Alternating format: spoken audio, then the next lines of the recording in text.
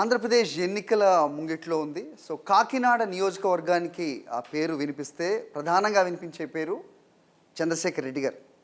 So ప్రస్తుతం ఆయన ఇంట్లోనే మనం ఉన్నాం. సో కాకినాడ స్మార్ట్ సిటీ అలాగే చంద్రశేఖర్ రెడ్డి గారి అభివృద్ధి పనులు ఇవి ఏ విధంగా ఎన్నికల్లో ఇంపాక్ట్ చూపిస్తాయి, అలాగే ప్రతిపక్ష పార్టీల్ని ఆయన ఏ విధంగా చూస్తున్నారు, ఆయన మాటలో వినే ప్రయత్నం చేస్తున్నాం. ఆయన ఇంటికి వచ్చి మాట్లాడదాం. సార్ నమస్కారం అండి. Sir good to see you sir. So ఎన్నికల వేడి రాజుకుంది. సో ముఖ్యంగా జిల్లాలో ఇంకొంచెం వేడి ఎక్కువగా ఉంది. సో దాని విషయమే మీతో మాట్లాడడానికి వచ్చాం. ద్వారంపూడి చంద్రశేఖర్ రెడ్డి గారి ఇంట్లో ప్రస్తుతం మనం ఉన్నాం. సార్ పొలిటికల్గా చాలా హీట్గా ఉన్న జిల్లాలుగా ప్రస్తుతం మన పశ్చిమ గోదావరి చెప్తుంటారు. కానీ ద్వారంపూడి చంద్రశేఖర్ రెడ్డి గారి మీద ఏ రకమైన అభిప్రాయం ఉంది అనేది మేము గ్రౌండ్లో కూడా మాట్లాడుతూ వస్తున్నాం సార్. సో పార్టీలకు అతీతంగా ఎవరన్నా ఏదైనా మాట్లాడుతున్నారు అంటే కనుక కరోనా సమయంలో మీరు చేసిన సాయం ప్రభుత్వం ఏ రకంగా అండగా ఉందనేది ఖచ్చితంగా మాట్లాడుతున్నారు.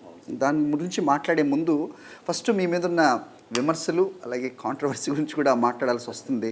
ఇక రీసెంట్గా మీరు ఒక నోరు జారారో, యాదృచ్ఛికంగా మాట్లాడారో, లేదంటే ఇంటెన్షనల్గానే అన్నారో, చంద్రశేఖర్ రెడ్డి గారి మనసులో ఉన్న మాటో, సో ఏదో నేను ప్రత్యేకంగా చెప్పనక్కర్లేదు, దాని గురించి ఏం చెప్తాను? ఇంటెన్షనల్గా అయితే అన్నది కాదు సార్. ఆ రోజు పొరపాటున మాట జారితే తప్ప మత్స్యకార సామాజిక వర్గానికి గతంలో ఏ ఎమ్మెల్యే చేయనంత విధంగా నేను చేశాను. అక్కడ నాకు మెజార్టీ రాలే. నేను 3 సార్లు పోటీసి 2 సార్లు లగ్గానండి. ఆ ప్రాంతంలో నా మెజార్టీ రాపని ఈరోజు ఆ ప్రాంతాన్ని అద్దలా తయారు చేశాం, బ్రహ్మాండం డెవలప్ చేసాం. సో మన దృక్పథం ఏంటంటే రాజశేఖర్ గారిలాగా రాజశేఖర్ శత్రువు కూడా పనిచేశారు కాబట్టి 2009 ఎలక్షన్లో అందరూ మిత్రులు అయిపోయారని. మనం కూడా ఓట్లు రాని ఏరియాలోనే బాగా పనిచేస్తే మనకి ఎందుకు రావు అని నాకు భావన. అందుకే ఈరోజు ఆ ఏరియాలన్నీ కూడా బ్రహ్మాండంగా ఉన్నాయండి. నాకు చాలా పాజిటివ్గా ఉన్నాయి ఈరోజు అన్నీ కూడా.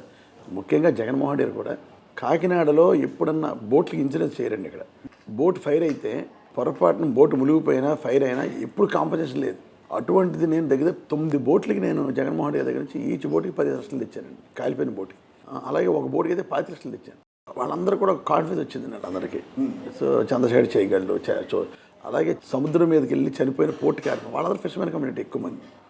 చనిపోయిన కార్మికులు కూడా జగన్మోహన్ రెడ్డి దగ్గరికి వెళ్ళి రిక్వెస్ట్ చేస్తే 5 lakhs ఇచ్చారు సీఎంఆర్ఎఫ్లో.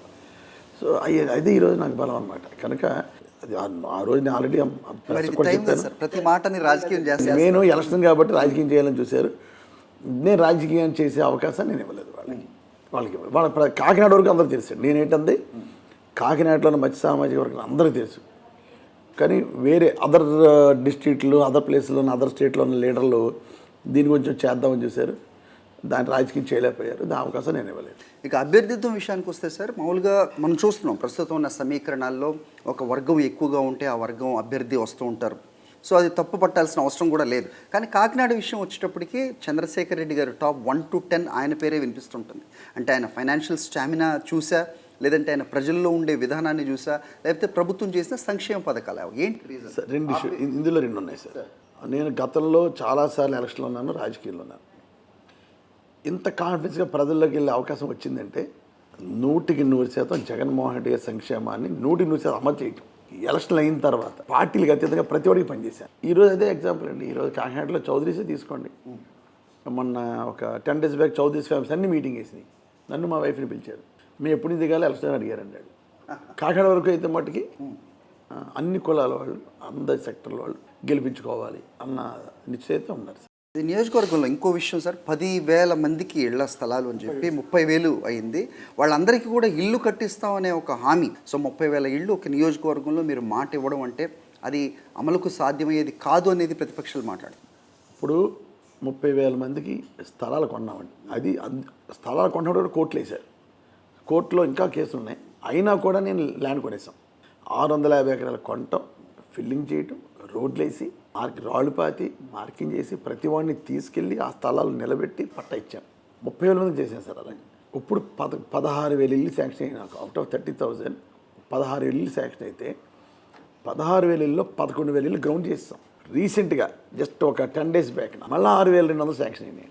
సో 16,000 6,000 దగ్గరగా 22,000 ఇల్లు శాంక్షన్ చేయించాను. ఇంకో 8,000 ఇల్లు రేపు రాబోయే మన జగన్మోహన్ మళ్ళీ ముఖ్యమంత్రి అంటే 8,000 శాంక్షన్ చేయించేస్తాను. నేను హౌసింగ్ అంత ఛాలెంజ్గా తీసుకోవడానికి కారణం కూడా 2 కారణం చెప్తాను సార్. జగన్మోహన్ రెడ్డి అమ్మఒడి బ్రహ్మాండమైన పథకం అండి. ఇంటికోళ్ళకి ఇస్తున్నాడు జగన్మోహన్ రెడ్డి. చంద్రబాబు నాయుడు అబద్ధాలు ఆడాడు, అందరికి ఇచ్చేస్తానంటున్నాడు. అబద్ధం. అది చేయలేడు, సాధ్యం కాదు. జగన్మోహన్ రెడ్డి గారు 45 సంవత్సరాలు దాటిన ప్రతి మహిళకి చేయూతనే కార్యక్రమం పెట్టారు. దానికి పోటీగా చంద్రబాబు ఏం పెట్టాడు, 18 సంవత్సరాల వాళ్ళకి అందరికి ఇచ్చేస్తారండి. అది సాధ్యం కాదు. రేపు జగన్మోహన్ రెడ్డి గారు పెన్షన్లు పెంచుతున్నాను, రూపాయి పెంచుతాను అన్నారు అనుకోండి, చంద్రబాబు నాయుడు 4 రూపాయలు పెంచుతానంటాడు. ఏముంది, నోరు నాలుగు అబద్ధాలు, మాట మీద ఉన్నాడు మనిషి. ప్రజలు మిగతా పథకాల్లో మోసపోతారేమో కానీ హౌసింగ్ పథకంలో ఎట్టి బస్సులో మోసపోరు. చంద్రబాబు మోసగించలేడు వాళ్ళని. ప్రభుత్వంలోనే ఉండి ధర్నాకి మీరు సహకరించడం లేకపోతే మద్దతు తెలపడాన్ని కూడా అదే రకంగా అవుతుంది. సమస్యని పరిష్కరించాల్సిన మీరు ధర్నా చేయడం ఏంటి, వాళ్ళకి మద్దతు తెలపడం ఏంటి అనే దానికి మీరు ఇచ్చే సమాధానం. ఇక్కడ ప్రభుత్వం కాదు, ఇక్కడ ఏంటంటే సెంట్రల్ గవర్నమెంట్ ఓఎన్జీసీ ఇక్కడ వాళ్ళకి నష్టం జరుగుతుందండి. నేను ఈ ఉద్యమం చేసినప్పుడే ముఖ్యమంత్రి జగన్మోహన్ రెడ్డి దగ్గరికి చెప్పడం జరిగింది. సార్ మత్స్యకారులు నష్టపోతున్నా సార్, సర్వే వల్ల 500 స్క్వేర్ కిలోమీటర్స్లో వాళ్ళ వేట చేయకూడదని నిషేధం ఉంది. ఇలా అయితే చాలా నష్టపోతారు కదా అంటే, దీని మీద ఉద్యమం చేస్తాను సార్, దీని మీద ఓఎన్జీసీ క్వశ్చన్ చేద్దాం అనుకుంటున్నాను అని ఓఎన్జీసీ నడితే వాళ్ళు ఏమన్నారంటే మాకు టైం కావాలి దీని మీద. కలెక్టర్ గారు చెప్తే కలెక్టర్ గారు కూడా దీని మీద కమిటీ వేయాలి అన్నారు. వెంటనే దీని మీద కమిటీ కాదని యాక్టివిటీస్ అన్నీ ఆపుదాం అని యాక్టివిటీస్ ఆపిన సందర్భం వాళ్ళు చేశారు సార్. మత్స్యకారులు చేసిందని నేను మద్దతు తెలిపాను. నేనే కాదు సార్, నేను ముందు నుంచి కూడా చెప్పాను పార్టీలకు అతీతంగా జరగాలి ఈ ఉద్యమం అని చెప్పాను. ఎక్సెప్ట్ తెలుగుదేశం పార్టీ అందరూ వచ్చారు. దేవుడి దయ వల్ల అంటే కలెక్టర్ గారు అందరూ ఓఎన్జీసీ డైరెక్టర్లు వచ్చారు. వచ్చి వెంటనే ఇక్కడ మీటింగ్ పెట్టి 3 days బ్యాక్ వాళ్ళకి నష్టపరిహార కమిటీని వేశారు. తప్పకుండా నష్టపరిహారం వస్తుంది, సాధించి తీరుతాను. రేపు ఎలక్షన్లో కూడా అదొక పెయిన్ ఎజెండా. చంద్రశేఖర్ రెడ్డి గారినే పవన్ కళ్యాణ్ ఒక టార్గెట్గా తీసుకొని ఏ ప్రసంగంలో అయినా మోస్ట్ ఆఫ్ హిస్ స్పీచ్ ఆ టైం అంతా కూడా చంద్రశేఖర్ రెడ్డి గారి మీదే ఫోకస్ చేయటాన్ని ఏ విధంగా చూస్తారు? కొంచెం ఏమన్నా ప్రెషర్గా ఫీల్ అవుతున్నారా ప్రస్తుత ఎన్నికల నేపథ్యంలో? నాకు 16 సంవత్సరాల వయసులోంచి స్టూడెంట్ కాలేజ్ ఎలక్షన్స్ ఉన్నాను సార్. ఇంటర్మీడియట్ నుంచి నేను కాలేజ్ ఎలక్షన్లో స్టూడెంట్ లీడర్గా ఉంటూ అప్పటి నుంచి ప్రతి ఎలక్షన్లోనే ఉన్నాను. 94 వరకు నా ప్యానల్ ఉండేది, అన్ని కాలేజీల్లో నా ప్యానల్ ఉండేది. గెలిచేవాళ్ళు ఓడిపోయేవాళ్ళు, ఏ రోజు ప్రెషర్ ఫీల్ అయ్యేవాడిని కాదు సార్. నాకు చిన్నప్పటి నుంచి అలవాటుది. పవన్ కళ్యాణ్ మాట్లాడినంత మాత్రం అసలు ప్రెషర్ ఫీల్ అవును. అతను లీడర్ కింద చూడండి, నేను మా కాంపిటేటర్ కింద చూడను. కనుక అతను నా గురించి నేనేదో భూ కబ్జాలు చేస్తానని, నేనేదో గంజాయి చేస్తానని, నేనేదో రైస్ వ్యాపారం చేస్తానని విమర్శించడం జరిగింది. ఎప్పుడైతే నేను ఎవరిని ఏమన్నా వాళ్ళు నన్ను అంటేనే నేను వాళ్ళు అన్నాను. లేకపోతే ఇప్పుడు నేను నాకు పెద్ద అంటే ఒక నన్నేంత మనస్తత్వం కాదు. ఇంత స్ట్రాంగ్ లీడర్ సార్ జిల్లాలో మీరు. అంటే ఒకళ్ళు ఎవరైనా టార్గెట్ చేస్తున్నారంటే either one should be a soft target or ఆయన బలమైన నాయకుడు, ఆయన టార్గెట్ చేస్తే మనం హైలైట్ అవుతాం. ఈ 2 అంశాలు పవన్ కళ్యాణ్కి వర్తించవు. ఎందుకంటే ఈ సినిమాల పరంగా పాపులరే తప్ప చిరంజీవి వలన అది వచ్చిందని అలా కాదు, గ్రౌండ్ నుంచి వచ్చినండి. అలాంటిది మీ మీద మీరు చెప్పిందే గంజాయి అన్నారు, లేకపోతే బియ్యం అక్రమంగా ఎగుమతి చేస్తున్నారు. ఇవన్నీ అంటే రాష్ట్ర ప్రజలు, మాతో పాటు రాష్ట్ర ప్రజలు ఎవరు చూసింది కాదు. పదే ఒక అబద్ధాన్ని చెప్పినా వినే వాళ్ళు లేకపోతే నమ్మే కొంతమంది సెగ్మెంట్ ఉంటారు. అది మీకు లాస్ కాదా? ఉండదు సార్. ఎందుకంటే నేను దగ్గర ఛాలెంజ్ చేస్తున్నాను. ఈ రోజు కూడా నేను ఆ మాట కట్టుకున్నా. అనేక సందర్భాల్లో ఏ ప్రెస్ మీట్లు జరిగినా, ఎవరు నన్ను అడిగినా, ఏ మీడియా నన్ను అడిగినా దాన్ని అన్న మాటలు నిజమైతే అయ్యే మాటలు అన్నీ ప్రచారం చేసి నా మీద పోటీ చేసి ప్రచారం చేసుకో. నేను ప్రజల్లోకి వెళ్ళి పవన్ కళ్యాణ్ ఎలా అన్నాడు, నిజమైతే నాకు ఓట్లు వేయకండి, అబద్ధం అయితే నాకు ఓట్లు గెలిపించండి అని చెప్పేసి అని నేను ప్రజల్లోకి వెళ్తాను. తేల్చుకుందాం. ఒకవేళ నువ్వు గెలిస్తే నువ్వు అన్న మాటలు నిజం, నేను రాజకీయాల్లో ఉన్నా. ఇంకా ఒకవేళ నేను గెలిస్తే నువ్వు అన్న మాటలు అబద్ధం, నువ్వు రాజకీయాల్లో కొట్టకు, ఏదో తేల్చుకుందాం. అతను రాజకీయాల్లో నేను రాజకీయాల్లో ఉన్నాడు, ప్రజలకంతా తేల్చుకుందాం రా అని ఆ రోజు కాదు ఈ రోజు వరకు కూడా అదే మాట కట్టు. ఇంతగా ఎదురు చూస్తాను 1000 కాళ్ళతో పవన్ కళ్యాణ్ వస్తాడేమో అని. కానీ అతను పిఠాపురం అంటాడు, అదంటాడు, ఇదంటే నాకు తెలీదు. But I'm waiting for him. అయితే మీ యుద్ధం ఒక్క జనసేనతోటో లేకపోతే ఒక్క తెలుగుదేశంతో కాదు, 2 పార్టీలు 3 పార్టీలు కలిసి వస్తున్న నేపథ్యంలో వస్తున్నాం. గతంలో ఆయన ఎమ్మెల్యేగా ఇప్పుడు ఒకవేళ సీట్ ఇస్తే కనుక టీడీపీ నుంచి అది ఎమ్మెల్యే కూడా చేశారు, రైట్? ఓ ఎడ్జ్ కొంచెం ఉంటుందా సామాజిక వర్గాల పరంగా చూసుకోవచ్చు, లేదంటే మత్స్యకారులు వాళ్ళు సపోర్టింగ్ అవ్వచ్చు. మీకు ఏ రకంగా కూడా ఛాలెంజ్ లేదు అనుకోవడానికి ఉండదు కదా? కొద్ది గొప్ప ఉండదు సార్. ఇప్పుడు ఈ ఎలక్షన్ అయితే మటుకి నేను వన్ సైడ్ ఎలక్షన్ నాది. నాకున్న అవగాహన, నాకున్న స్టడీలో వన్ సైడ్ ఎలక్షన్. ద్వారంపూడి గారు ఆర్థికంగా బలవంతులు, రైట్? ఇక జనాల్లో కూడా ఆయనకి పేరుంది. అలాంటిది ఎందుకు ఈ కబ్జాల విషయంలో ఎందుకు ద్వారంపూడి గారి మాట వినిపిస్తుంది సార్? ఇప్పుడు ఒకటి కబ్జాల వరకు అయితే ఎక్కడన్నా ఒక గంజం చూపించమనండి. వాళ్ళు ఏమంటారంటే తెలుగుదేశం ప్రభుత్వంలో ఉన్నప్పుడు అప్పుడున్న మాజీ ఎమ్మెల్యే ఒక 4 ఎకరాలు దుమ్ములపేట ఏరియాలో 8 ఎకరాలు ఉంది. 8 ఎకరాలు కూడా మనిషి దగ్గర ₹1,00,000 నుంచి ₹3,00,000 తీసుకుని పట్టాలు ఇచ్చాడు. ఇచ్చేసిన తర్వాత నేను రాగానే నేను మొట్టమొదటి చేసిన పని ఏంటంటే నేను వచ్చిన ఫస్ట్ 2 నెలలు వచ్చిన పని అవన్నీ క్యాన్సిల్ చేయించి అందులో 4 ఎకరాలు ఆర్టీసీకి ఇచ్చాను. ఇంకో 4 ఎకరాల్లో అదే ప్రాంతం అసలు పట్టాలు ఇచ్చాను. అదే ప్రచారం హ్యాపీ, ఇల్లు కూడా గడుచుకున్నారు సార్. అదే ప్రాంతం నాది. దానికి కబ్జా అంటే నేను ఒప్పుకోను. తెలుగుదేశం పార్టీ తొత్తులకి ఇస్తే నేను అది బయటికి గెంటి నేను అక్కడ స్థానికులకు ఇచ్చాను, ఇంకో 4 ఎకరాలు గవర్నమెంట్కి ఆర్టీసీకి ఇచ్చాను. తర్వాత కోర్టులు వేసారు అనుకుంటే వాళ్ళు ఆర్టీసీ అది వేరే విషయం. దీంట్లో కూడా కోర్టులు వేస్తే కోర్టు ఒప్పుకోలేదు, అందరు ఇల్లు కూడా పూర్తి అయిపోయినాయి. అటువంటి నేను చేసినంత కబ్జా అంటున్నారు వాళ్ళు. ఒక్క గజం నేను కానీ నా మనుషులు కానీ నా బంధువులు కానీ ఒక్క గజం ఎక్కడన్నా కబ్జా చేశారు చూపిస్తే రేపు ఎలక్షన్లో పోటీ చేశాను. ముద్రగడ గారితో మీ అనుబంధం ఎందుకు? ముద్రగడ గారి పేరు వినబడగానే చంద్రశేఖర్ రెడ్డి గారి పేరు వినబడుతుంది. ఆ కుటుంబం ఇప్పుడు నుంచి కాదు సార్. ముద్రపద్మ తండ్రి గారు మా తాతయ్య గారు మంచి ఫ్రెండ్స్. ముద్రపద్మనాభం గారు మా నాన్నగారు మంచి అనుబంధం సార్. వాళ్ళ పిల్లలతో నాకు మంచి అనుబంధం. అంటే 3 జనరేషన్ నుంచి మా కుటుంబాలు ఆ కుటుంబాలు చాలా. ఆయన పొలిటికల్ ఫ్యామిలీస్, మా బిజినెస్ ఫ్యామిలీ. ఎప్పుడు మాకు ఆయన అండగా ఉండేవారు. ఆయనకి మా తాతయ్య గారి దగ్గర నుంచి అండగా ఉంటాం. ఆయన ఇప్పుడు పార్టీలో ఉన్నారు వైఎస్ఆర్సీపీలో. ఏ రకంగా ఫెచ్ అవుతుంది అనుకుంటున్నారు జిల్లాలో? డెఫినెట్గా అండి ముద్రపద్మనాభం గారికి ఒక రకమైన క్యారెక్టర్ ఉంది. ఆయన్ని ప్రజలు నమ్ముతారు. ఏదైతే చెప్తాడో అదే చేస్తాడు ఆయన. అబద్ధాలు ఆడ్డు ఆయన. Very straight forward. పొలిటికల్ చాలా పెద్ద లీడర్ ఆయన. అభివృద్ధి విషయానికి వస్తే సార్, గ్రీన్ఫీల్డ్ హైవే అన్నారు, అలాగే న్యూ గేట్వే పోర్టు స్టేటస్ అన్నారు, అలాగే జగన్నాథపురం బ్రిడ్జ్ 3వ బ్రిడ్జ్ ఏదైతే ఉందో దీని విషయం అయితే ప్రధానంగా కొన్ని విమర్శలు లేదంటే అసంతృప్తి వినిపిస్తోంది నియోజకవర్గం. దాని గురించి ఏం చెప్తారు? జగన్నాథపురం 3వ బ్రిడ్జ్ రేపు ఎలక్షన్లు అయిన తర్వాత నేను మాటిస్తాను అందరికి ఏం చేయిస్తానని. ఇప్పుడు 3వ బ్రిడ్జ్ ఏమైందంటే ఫండ్స్ శాంక్షన్ అవ్వలేదు సార్. ఏమీ లేకుండా జస్ట్ ఇంకొక 2 రోజులు నోటిఫికేషన్ వస్తుందనగా అక్కడ శంకుస్థాపన చేస్తారు గత ఎమ్మెల్యే. శంకుస్థాపన చేస్తే ఆల్మోస్ట్ ఆ బ్రిడ్జ్కి 117 కోట్లు అవుతుంది సార్. సే అరౌండ్ 115 crores. 115 crores బ్రిడ్జ్కి అయ్యే కాస్ట్ 35 crores. మిగతా 80 కోట్లు కూడా ల్యాండ్ ఎక్విజిషన్ అవుతుంది. ఆ ల్యాండ్ ఎక్విజిషన్ ఎవరి దాంట్లో వెళ్తుంది? మాజీ ఎమ్మెల్యే స్థలం నుంచి వెళ్తుంది. అదంతా గజాలకి డబ్బు కట్టాలి మనం. సో నేను అది వ్యతిరేకించాను. తెలుగుదేశం గవర్నమెంట్ ఉండకపోతే అప్పుడు కార్తికేయ మిశ్రా గారు కలెక్టర్గా ఉన్నప్పుడు వెళ్ళి ఇది తప్పు సార్. గత ఎమ్మెల్యే ముత్తాగా గోపాలకృష్ణ గారు అలైన్మెంట్ ఎలా ఇచ్చాడు ఆయన. ఆ అలైన్మెంట్ ఇచ్చిన తర్వాత మళ్ళీ హౌసెస్ ఎక్కువ వస్తున్నాయని మళ్ళీ 2 అలైన్మెంట్ ఇచ్చాడు ఆయన. 2 అలైన్మెంట్ చాలా బాగుంటుంది. అటువంటిది మాజీ ఎమ్మెల్యే కొండబాబు 3rd అలైన్మెంట్ ఇచ్చాడు బికాస్ ఆఫ్ హిస్ ల్యాండ్స్. అది నేను వ్యతిరేకించి నేను ప్రజలకు అందరూ మాట ఇచ్చాను. 3rd బ్రిడ్జ్ చేస్తాను, ₹1 కూడా ఈక్వేషన్ లేకుండా. బ్రిడ్జ్ కట్టేస్తే ఆటోమేటిక్ గవర్నమెంట్ ల్యాండ్ ఉంది సార్ పక్కన. గవర్నమెంట్ ల్యాండ్లో ల్యాండ్ అవుద్ది బ్రిడ్జ్. అక్కడ స్ట్రైట్ అవే బైపాస్లోకి వచ్చేస్తుంది. ఇబ్బంది లేదు అసలు. రోడ్డుకి బ్రిడ్జ్ ఖర్చు అవుతుంది తప్ప ఈక్వేషన్ కోసం ₹1 ఖర్చు అవుతుంది. సో ప్రజల కోసమే ఎప్పుడు పాటుపడతాననే ద్వారంపూడి గారు ప్రజలు ఇబ్బందులు పడుతున్నారు ట్రాఫిక్ విషయంలో, కానీ రోడ్ వైడనింగ్కి ఆయనే అక్కడ షాప్ వాళ్ళతోటి లేకపోతే అక్కడ ఎవరైతే భవనాలు ఉన్నాయో వాళ్ళతో కలిసి ఈ వైడనింగ్ ప్రోగ్రామ్ ఏదైతే ఉందో దాన్ని కూడా స్లో అవడానికి కారణం ఈయనే అని చెప్పి దానికి మీరు సమాధానం? లేదు సార్, జగన్నాథపురం వైండింగ్ అవ్వడానికి కాదు, కొన్ని కాంట్రవర్సీ ఉన్నమాట వాస్తవం. మేము కౌన్సిల్ రెజల్యూషన్ అటు 10 అడుగులు ఇటు 10 అడుగులు చేయాలని అనుకున్నాం.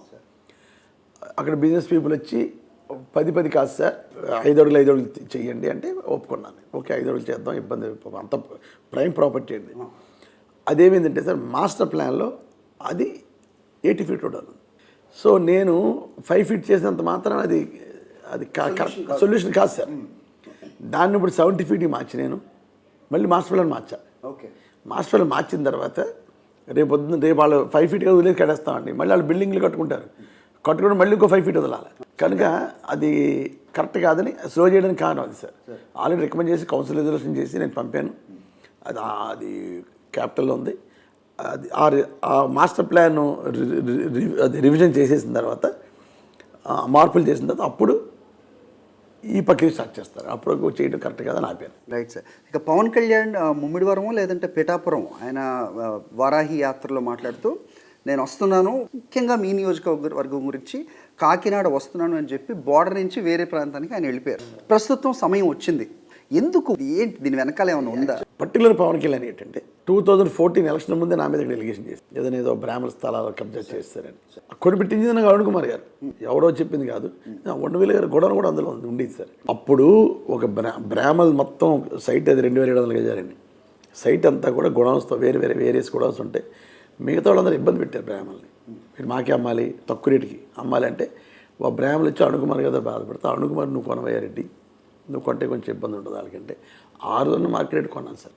తర్వాత బ్రాహ్మణులు కూడా చెప్పారు సార్. తర్వాత ఆయన చనిపోయారు, ఆయన పాపం ఆయన కూడా చెప్పాడు, చంద్రశేఖర్ రెడ్డి మా దగ్గర ఏం కబ్జా చేయలేదు, మేము పర్ఫెక్ట్గా ఆయన ఉన్నాడు కాబట్టి మన నా డబ్బులు చేంజ్. ఇలా ఫాల్స్ ఇరిగేషన్ ఉంటే నేను చెప్పాను కదా సార్, నా జోరు నాన్నదోరు నేను ఎవరికి వెళ్ళను.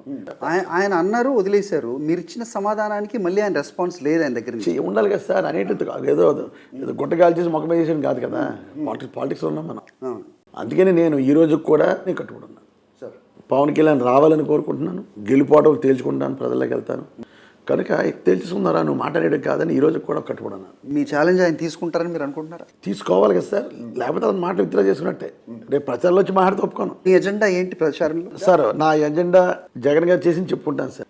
నేను ఎమ్మెల్యే టైంకి నా దగ్గర 14,500 నా పెన్షన్లు, ఈరోజు 29,000 ఒక్క ఉంది సార్. 2014 నుంచి 2019 వరకు ఇక్కడ మాజీ కొండబాబు అన్నాడు ఎమ్మెల్యేగా ఉన్నాడు, చంద్రబాబు నాయుడు ముఖ్యమంత్రి ఉన్నాడు, ఒక్కిల్లు కట్టలేదు సార్. కట్టాడని చెప్తే నేను రాజకీయాల్లో పోటీ చేయను అంటే దాన్ని బట్టి ప్రజలు అవునా రాజకీయాల్లో కూడా రానంటున్నాడు వీడు, అది కట్టలేదు. సీరియస్ అబౌట్ ఇట్ చెప్తే జగన్మోహన్ రెడ్డి ఒకటే అన్నారు, రాబోయే రోజుల్లో మనం ప్రజలకు ఇచ్చే ప్రతి హామీ, ప్రజలకు చెప్పే ప్రతి మాట 100% ప్రజలకు ఇచ్చే మేనిఫెస్టో అవ్వాలి మంది.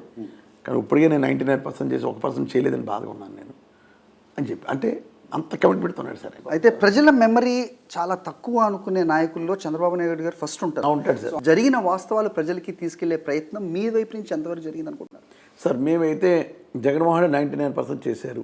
కరోనా ఇబ్బందులు ఉన్నా కూడా పథకాలు ఆపలేదమ్మా జగన్ గారు. కనుక ఆ ఇబ్బంది నుంచి బయటపడాలంటే ఈ 1% కొంచెం చేయలేకపోయారు తప్ప వేరే కాదని చెప్పడం జరిగింది. ఇదే చంద్రబాబు ఉండుంటే అన్ని పథకాలు ఎగ్గొట్టేసి దాని పేరు చెప్పి మళ్ళీ ప్రజలు మాయించేద్దరండి. సరే, ఇక మొత్తం 5 ఏళ్లలో కూడా అభివృద్ధి కార్యక్రమాలు, సంక్షేమం ఇదే ప్రభుత్వం పనితీరు అయి ఉంటుంది. ఏ ప్రభుత్వం అయినా చేయాల్సిన పని. ప్రస్తుతం ఎన్నికల ముందు రాజకీయాలు మాట్లాడుతూ ఉంటారు కదా, ఈ క్రమంలో విశాఖ తర్వాత పోర్ట్ సిటీగా ఉన్న కాకినాడ డెవలప్మెంట్ మీరు వస్తే కనుక ప్రధానంగా మీ ఎజెండా చేయవలసినవి ఏమన్నా మిగిలిపోయి ఉంటే ఏం చేయబోతున్నారు? ప్రజలకి ఎలాంటి ప్రామిస్ చేయబోతున్నారు సాక్షిగా? బ్రిటిషర్స్ కాలనీ పోర్ట్ సార్ మాది యాంకరేజ్ పోర్ట్. ఎప్పుడు ₹1 కోటి 2 కోట్ల రూపాయలు పెట్టడం తప్ప ప్రతి సంవత్సరం మా యాంకరేజ్ పోర్ట్ మీద 55 లక్షలు, 55 కోట్లు 60 కోట్ల ఇన్కమ్ గవర్నమెంట్కి. అటువంటి జగన్మోహన్ రెడ్డి 95 కోట్లు పెట్టాడు మా కాకినాడ యాంకరేజ్ పోర్ట్ పెట్టి ఈరోజు బెర్త్లో ఒక రోజుకి యాంకరేజ్ పోర్ట్లో మేము 20,000 టన్స్ హ్యాండిల్ చేయగలం. గతంలో 5,000 6,000. So anchorage port canal deepening కానీ, కొత్త బెత్తలు కట్టడం కానీ, రోడ్స్ కానీ అన్ని బ్రహ్మాండం చేశారు. ఈ నాయకులు అభివృద్ధి లేదు అంటున్నారు, చూసారా సార్? ఈ పోర్ట్ డెవలప్ చేయడం అభివృద్ధి కదా. 95 crores పెట్టి ఇప్పుడు కడతాను ఫిషింగ్ మా పక్కనే ఉప్పాళ్ళ ఫిషింగ్ హార్బర్ కడుతున్నారు 240 crores. అది డెవలప్మెంట్ కదా. కొంచెం ముందుకు వెళ్ళండి, అరవిందో వాళ్ళు ఒక పోర్ట్ కడుతున్నారు. సో ఇది డెవలప్మెంట్ కదా. డెవలప్మెంట్ ఏంటి? అమరావతి ఒకటేనా డెవలప్మెంట్? అడుగు 10,500 చెప్పి కట్టించిన డెవలప్మెంట్. నా నియోజకవర్గం చూసుకుంటే, మెడికల్గా చూసుకుంటే సిటీ ఎంఆర్ఐ ఉండేది, ఎంఆర్ఐ లేదు మాకు కాకినాడ. సిటీ ఎంఆర్ఐ ఈరోజు కేతలాబ్ కూడా పెట్టాం, హార్ట్కి సంబంధించి కేతలాబ్ పెట్టాం. అలాగే లేడీస్ హాస్టల్స్ కడుతున్నాం మెడికల్ కాలేజీలో. అలా చెప్పుకుంటూ పోతే ఇంత డెవలప్మెంట్ అయిందని డెవలప్మెంట్ పిచ్చోళ్ళందరూ ఉన్నాయి, తెలుగుదేశం జనసేన వాళ్ళు. ఒకవేళ మీ ప్రభుత్వమే వస్తే మీరు చేయబోయేది ఏంటి? నాకు 43 డివిజన్లు అవుట్ ఆఫ్ 48 నేను 43, మిగతా కన్నబాబు గారు. నా 43 డివిజన్లు మీరు వెళ్ళండి సార్. ఎక్కడ రోడ్డు బాగోపోతే ఫోన్ చేయండి, ఎక్కడ డ్రైన్లు బాగోపోతే ఫోన్ చేయండి, ఎక్కడ శానిటేషన్ బాగోపోతే ఫోన్ చేయండి. మార్నింగ్ లేచినప్పటి నుంచి నా దృష్టి అంతా వాటి మీదే. ఈరోజు ఇండియాలో బెస్ట్ శానిటేషన్ సిటీగా, క్లీనెస్ట్ సిటీగా 2nd ప్లేస్ వచ్చాను సార్. నేను I must tell you sir, నేను నిన్న రాత్రి వెళ్తూ ఉంటే కాకినాడలో బెంగళూరుని తలపించింది కొన్ని సిటీ. శానిటేషన్ విషయంలో అల్టిమేట్ అండి. నా లెవెల్ వరకు నేను చేయగలిగాను. డెవలప్మెంట్ మీకు ఛాలెంజ్ చేస్తున్నాం కదా సార్. ఎక్కడ రోడ్డు బాగాలేదు నాకు ఫోన్ చేయండి సార్. తప్పకుండా అంత డెవలప్ చేశాను సార్. దానికి జగన్మోహన్ రెడ్డి సహకరించారు. ఈరోజు కాకినాడలో సంక్షేమ పరంగా అన్నీ చేసేసాం. ఏదైనా నా ప్రజలు బాగుండాలి, ఇల్లు అన్నది చాలా ఇంపార్టెంట్. సో ఫస్ట్ అది సార్. నెక్స్ట్ జగన్నాపురం 3rd బ్రిడ్జ్ చేయిస్తాను. 3rd పాయింట్ వచ్చి ఎవరైతే మత్స్యకారులు ఓఎన్జీసీ వాళ్ళు నష్టపోయారు వాళ్ళందరికీ పరిహారం ఇప్పించే బాధ్యత తీసుకుంటాను. సో అంతకన్నా నాకు పెద్ద ఎజెండా ఇయ్యే సార్ నాకున్న ఎజెండా. ఇప్పుడు ప్రధానంగా చేయదలుచుకున్నాను అన్ని పథకాలు గ్రౌండ్ లెవెల్కి వెళ్ళిపోయినాయి సార్. పథకాలు కంటిన్యూ చేస్తే చాలండి.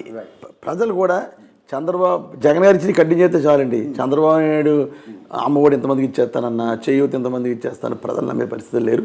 మేము కూడా చెప్తాం కదా సార్. చంద్రబాబు ఇదే చెప్తాను, 2014 ప్రమాణ స్వీకారం యూట్యూబ్ చూడండి బాబు చాలండి. చివరిగా సార్, చివరి ప్రశ్న, మీ కుటుంబాలకి మేలు జరిగింది అనుకుంటేనే మీరు ఓటేయండి లేకపోతే వద్దు అన్న మీ ముఖ్యమంత్రి గారు వైఎస్ జగన్మోహన్ రెడ్డి గారు అంటున్న మాట, అదే ఆత్మవిశ్వాసం ద్వారంపూడి గారు ఓటర్ల ముందుకెళ్ళి అనగలరా? నేను అదే కదా సార్ ఇప్పుడు నేను 2 సంవత్సరాలు అంటున్నాను సార్. మీరు చాలా వీడియోలు చూడండి నా అన్నీ కూడా. నా లాస్ట్లో ఏ మీటింగ్ పెట్టినా నా కంక్లూజన్ స్పీచ్ అదే. జగన్మోహన్ రెడ్డి గారు ఓటేమని అడగట్లేదు మిమ్మల్ని, నా వల్ల మీ కుటుంబానికి ప్రతిఫలం వచ్చింది అని భావిస్తే నన్ను దీవించండి అంటున్నారు. ఏమ్మా దీవిస్తారా అని అంటున్నాను నేను. అందరూ చేతులెత్తి ఏదైతే దీవిస్తాను చెయ్యెత్తారు, గుడ్ల మీద చేసుకుని నా జగన్ నా ముఖ్యమంత్రి మరలా రావాలని ఇదే గుండెల మీద చేసుకుని ప్రలోభాలకు గురవద్దు, కేజీ బంగారు ఇస్తానని నమ్మద్దు, పెంచి గారు ఇస్తానని నమ్మద్దు, ఇదే గుండెల మీద పెట్టిన చేయిని తీసుకెళ్ళి ఓటు రూపంలో జగన్ గారికి వేయండి. ప్రతి మీటింగ్ మనస్ఫూర్తిగా అయితేనే అతను నాకు చాలా వీడియోలు ఉంటాయి సార్. ప్రతి మీటింగ్ నేను తీస్తాను వీడియోలు. అవి కలెక్ట్ చేసుకోండి సార్. ప్రజలు ఎంత విశ్వాసంగా ఉన్నారంటే ఈరోజు ఇది ఒక ట్రెండ్ సార్. రాజకీయ నాయకుడు అంటే చెప్తాడు పోతాడు, మాట అంటాడు కానీ చేయడు, ఈ ఒక భావన ఉండేదండి. ఈరోజు దేవుడి దయ వల్ల, జగన్మోహన్ రెడ్డి వల్ల ఆ భావన పోయింది. రాజకీయ నాయకులు అంటే ఒక రకమైన గౌరవం పెరిగింది ప్రజల్లో, పర్టికులర్ వైఎస్ఆర్ పార్టీ నాయకులు అంటే. ఈరోజు మేము వెళ్ళాము, జగన్ గారు ఎక్కడన్నా మేము వెళ్ళినప్పుడు అంటే జగన్ గారు ప్రభుత్వం వచ్చిన కొత్తలో ఉద్యోగస్తులు సార్ జగన్ గారి దగ్గరికి వెళ్ళాం సార్, పాదయాత్రలో చెప్పాం సార్. పాదయాత్రలు చెప్పారే, మరి ఏమన్నారు సార్, చేస్తున్నారు, అయితే అయిపోయినట్టే. మేము కూడా అంత కాన్ఫిడెన్స్ అంత కాన్ఫిడెన్స్ చెప్పే పరిస్థితిలో ఉన్నాం మా లీడర్ గురించి. ఓకే, తెలుగుదేశం చెప్పండి ఇలాగే సార్. చంద్రబాబు చెప్పాడు అయితే అబద్ధమే అంటే చెప్పాలి. సార్ ఒకటి చెప్పండి. సో మొన్న చిలకలూరిపేట మీటింగ్ గురించి సో ప్రధానమంత్రి నరేంద్ర మోదీ మాట్లాడుతూ ఒక్క మాట తెలుగుదేశాన్ని గెలిపించాలని కానీ వైఎస్ జగన్మోహన్ రెడ్డి గారిని ఓడించాలని కానీ ఆయన నోటి నుంచి మాట రాలేదు, రైట్? ఏ రకంగా చూస్తారు ఈ పరిణామాన్ని? నాకున్న పొలిటికల్ అవగాహన ప్రకారం మోడీ నుంచి ఆ మాట రావాలి అంటే చంద్రబాబు నాయుడు నోట్లోంచి కొన్ని మాటలు రావాలి. మోడీ టెర్రరిస్ట్ కాదని, మోడీకి కుటుంబం ఉందని, భార్య లేనివాడు దేశాన్ని ఎలా పరిపాలించగలడు అన్న మాటలు కొన్ని ఉన్నాయండి. ఈ అన్ని మాటలు నేను విరమించుకుంటున్నాను అని చెప్పి అటువంటి మీటింగ్లో సాష్టాంగ నమస్కారం చేసి మోడీ గారు నాకు క్షమించండి అని అంటే అప్పుడేమన్నా మోడీ గారు మనసు మారి తెలుగుదేశాన్ని గెలిపించండి అని అంటాడేమో అని అనుకుంటున్నాను. అప్పటి వరకు కూడా అంటే మోడీ గారి మనసులో ఉంది ఇంకా 100% సార్, 100% ఉంది. కనుక చంద్రబాబు కుప్పగంతులు మోడీ గారు పనిచేయదని నా భావన. ఏమైంది 40 సంవత్సరాల ఇండస్ట్రీ అంటాడు, జగన్ గారు 5 సంవత్సరాల ఇండస్ట్రీయే. మరి ఏమైంది, జగన్ గారు తట్టుకోగలుగుతున్నాడా? అన్ని శక్తులను ఏకం చేయడం ప్రయత్నం చేస్తున్నాడు. నువ్వు 40 సంవత్సరాల ఇండస్ట్రీ అయితే ప్రజలకు మంచి చేశాను, ఇది చేశాను ఇల్లు, నువ్వు పొత్తులు పెట్టుకుని ఆ కులాల సమీకరణలు చేసుకుని అంటే క్యాస్ట్ ఫీలింగ్లు తీసుకొచ్చి ఇలా కాదు నువ్వు వెళ్ళేదని నా యొక్క సూచన. అది ద్వారంపూడి గారి కాన్ఫిడెన్స్. సో మొత్తానికి ఛాలెంజ్ అయితే విసురుతున్నారు. ఇంకా సమయం మించిపోలేదు, ఎందుకంటే టికెట్ల అంశం అటు జనసేనలో టీడీపీలో ఆ కుమ్ములాట్లు ఇంకా కొనసాగుతూనే ఉన్నాయి. ఎవరు ఎక్కడి నుంచి పోటీ చేస్తారనే దాంట్లో క్లారిటీ లేదు. ఇప్పటికీ అవకాశం ఉంటే పవన్ కళ్యాణ్ వచ్చి పోటీ చేయాలి, చేస్తే నా గెలుపు ఇంకా సులభం అవుతుంది అనేది ద్వారంపూడి గారి మాటల్లో అయితే అర్థమైంది.